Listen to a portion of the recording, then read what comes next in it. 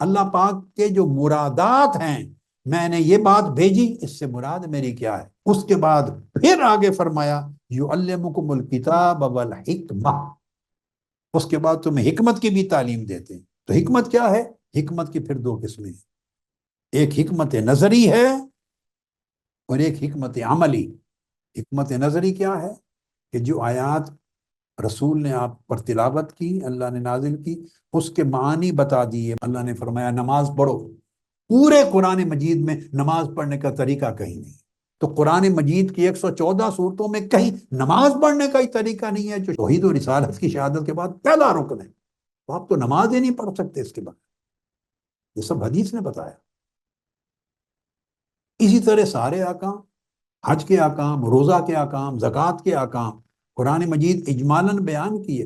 اگر حدیث کو درمیان میں واسطہ اور وسیلہ اور حجت نہ بنائیں تو آپ ارکان اسلام میں سے ایک رکن پر بھی عمل نہیں کر سکتے۔ 5 فرائض نبوت میں سے، فرائض رسالت میں سے پہلا فریضہ قرآن مجید کا ٹیکسٹ ہو گئی، تلاوت ہو گئی، الفاظ منتقل ہو گئے۔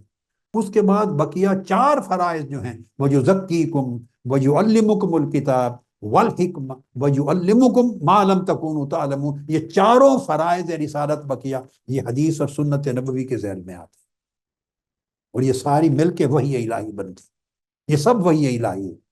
پہلا فریضہ تھا وہ وحی جلی کی شکل میں ہے، باقی 4 فریضوں کی ادائیگی کا جتنا سامان اور جتنا میٹیریل اور سبسٹنس آپ کو مل رہا ہے وہ وحی خفی کے ذریعے۔ گویا آپ یوں سمجھیں کہ اللہ رب العزت نے 2 قرآن نازل فرمائے تھے، آپ اس کو عام سمجھنے کے لیے یہ سمجھ لیں، 2 قرآن نازل فرمائے تھے۔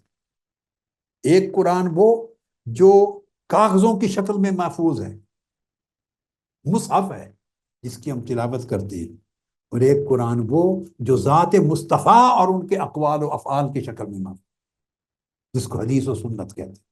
سلف صالحین یہ سمجھایا کرتے، یہ بھی آؤ پھر قرآن کی طرف، اگر کہو کہ ہمیں صرف قرآن چاہیے اور حدیث و سنت کی حاجت نہیں ہے، وہ حجت نہیں، تو حدیث و سنت کا واسطہ درمیان سے نکال دو۔ یہ بتاؤ کہ فجر کی نماز میں آپ قرات بالجہر کرتے ہیں اور ظہر عصر میں خفی کرتے ہیں، یہ قرآن میں کہاں ہے؟ اگر آپ حدیث سے بے نیاز ہونا چاہیں تو پھر اس کا مطلب ہے آپ نماز پڑھنا ہی نہیں چاہتے، نہ روزہ رکھنا چاہتے ہیں، نہ زکوٰۃ، نہ حج، نہ دین کے ارکان کو، گویا دین کو اپنی مرضی کے مطابق ایک کھلواڑ بنانے کا راستہ ہے یہ۔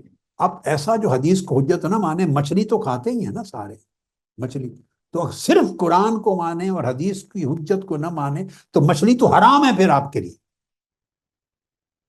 انما حرم علیکم المیتہ، جو شرعی ذبح کیے بغیر جانور مر جائے، بھلے وہ سمندر اور دریا کا ہی کیوں نہ ہو، بغیر امتیاز کے، تو میتہ جس کو ذبح نہیں کیا وہ حرام ہے۔ تو مچھلی کو تو آپ ذبح کیے بغیر کھاتے ہیں، مچھلی کو آقا علیہ السلام نے استثناء کر کے حلال کیا۔ ہماری عملی زندگی کی عبادات میں اور معاملات میں جن کی ساری تفصیل صرف حدیث نبوی سے ملتی ہے،